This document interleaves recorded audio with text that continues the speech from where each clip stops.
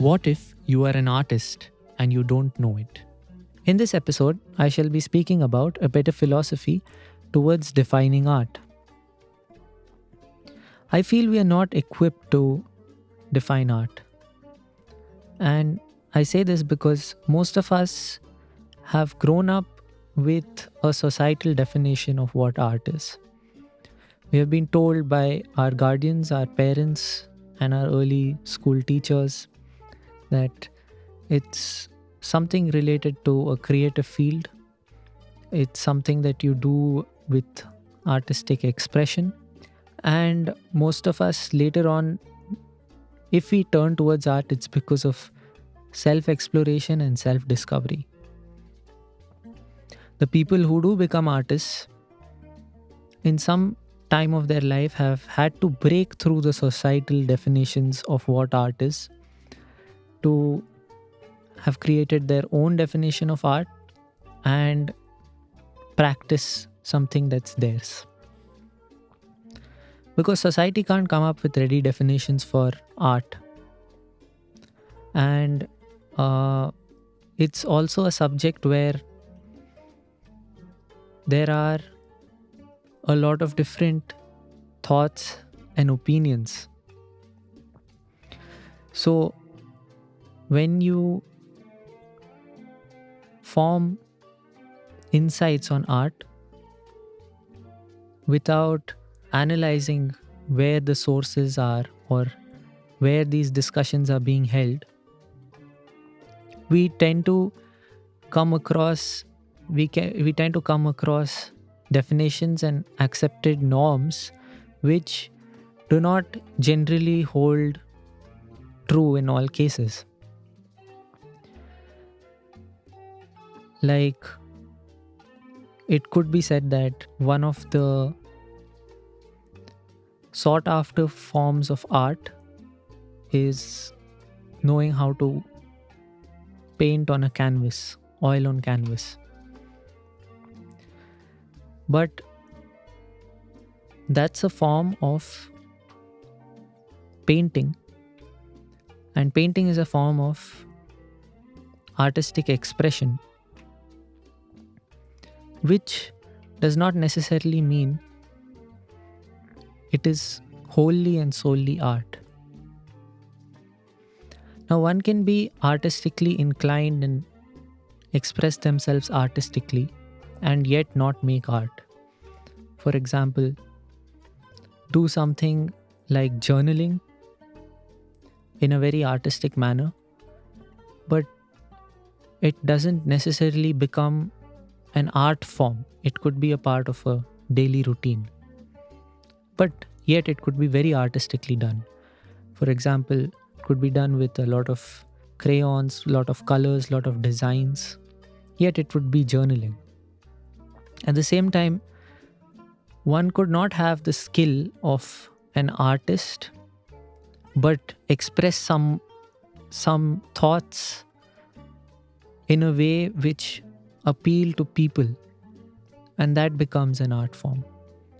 Maybe street dancing could be something where you're expressing how you feel, not in an aesthetic manner, but in a way that everyone's taking to, everyone's understanding, everyone's able to sense the vibe and the mood of the person or the artist involved. So it becomes to a matter of subjective opinions. Two people may not agree on the same definition of art. And even if they do agree that art has some common features, they may not have the same common examples, or they may not have the same parameters on which they are basing their definition of art.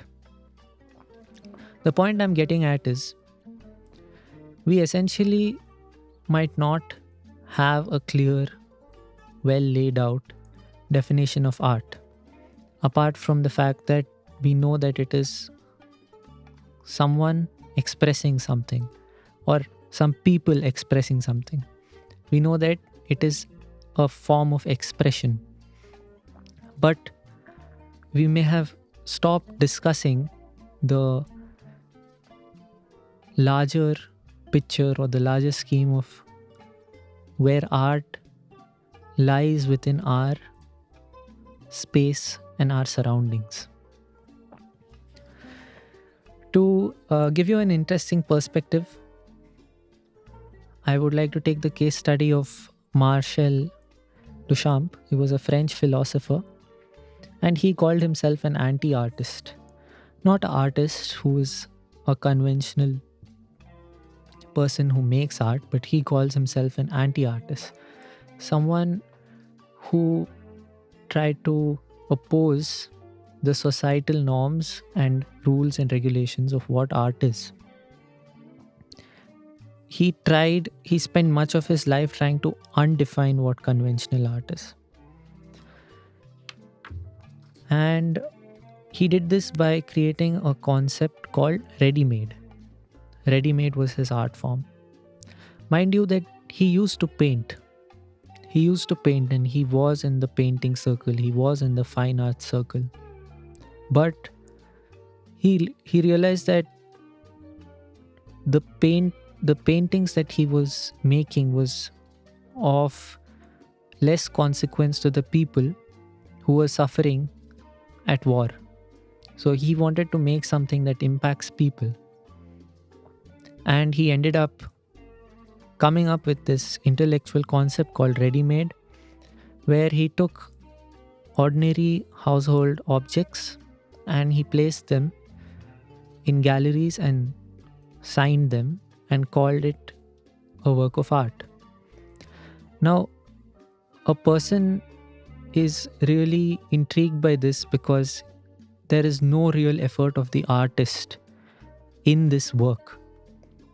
But the artist is pushing the audience to reconsider what art can be and is forcing the audience to think in an unconventional manner and to think about things that they wouldn't normally under the normal circumstances. For example, one of his artworks has a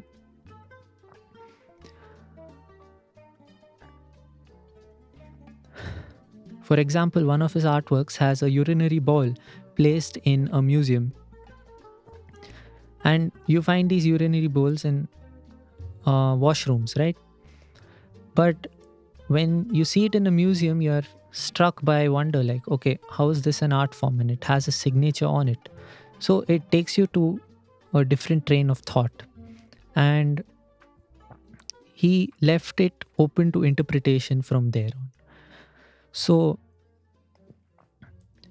what Marcel Duchamp achieved was that he redefined what art could be for society.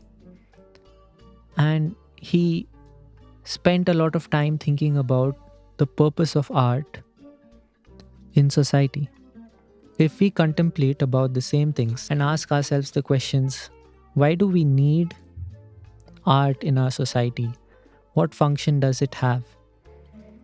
Perhaps we can come up with definitions of what art could be and make artwork that serves the purpose that we need to solve. For example, even sharing an idea could be solved by an art form such as podcasting, which is happening right now. But it is right now just a medium of expression. Maybe if I were voice acting on this, it would become a artistic expression of my voice through podcasting, which would also be a new art form. So there are multiple ways of defining art. Like when you express something, which is what we normally do, it's kind of common expression. But you can make common expression little artistic, and yet like it doesn't need to become art for that. It can just be common expression which is artistic in nature.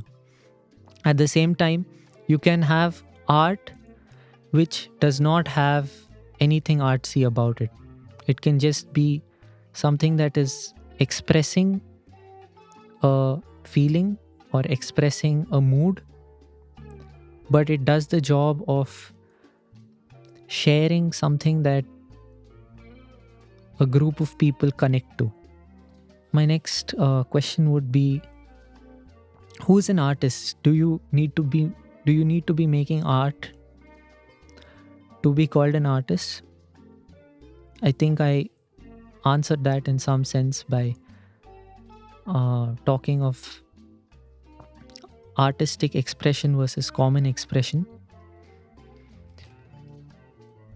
And I think I'll conclude this segment by saying that a better philosophy towards defining art is keeping an open mind, because we all can come up with new art forms, or we all can modify existing art forms to the current trends or to our life circumstances and help us express ourselves better, because that's the ultimate aim for art on a personal level, expressing ourselves. And that's all tied around our circumstances in life. When we are able to utilize our expression to achieve something, we can work around our artistic expression to cause momentum for something else. But it all starts with keeping an open mind and having a little wonder about what's happening around us. Because I think you can find art in small things. It doesn't need to be just in World Heritage sites or museums or galleries as such. I'll see you in the next section, which would be talking about the mechanics of art. Thank you for listening to a Better Philosophy Towards Art podcast. This podcast has been crafted at Manic Pod Studios in Chembur, Mumbai. Your sound engineers are Rohit Das and Mainak Chakraborty. Your producers are Vedant Naik and Arnav Dogra. Don't forget to check out my Instagram page in the description below, and also give Manic Pod a follow for more fun podcasting content. See you in the next episode.